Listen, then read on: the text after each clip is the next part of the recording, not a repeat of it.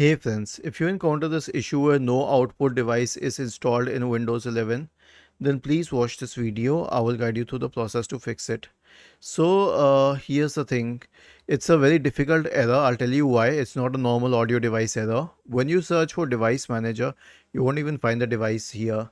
So if you're using a laptop, you would say that the speaker should be connected. Now, either this is an issue with the hardware where the speaker is not being detected by the motherboard chip and you need a hardware expert for it, or you can simply try to update the audio drivers, and the audio drivers are not even available on the Intel website. So go to your manufacturer website. For example, mine is an Asus computer, so I'll search for Asus drivers, and then I'll go to the download center and then go to FA507RE, and then go to FA507RE, go to drivers and tools,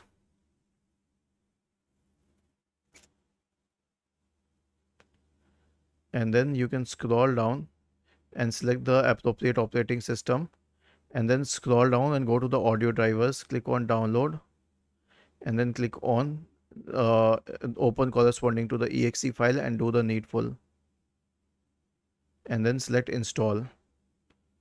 Was this helpful? If yes, then please subscribe to the channel. If not, then let us know in the comment section of the video on how we could help you further.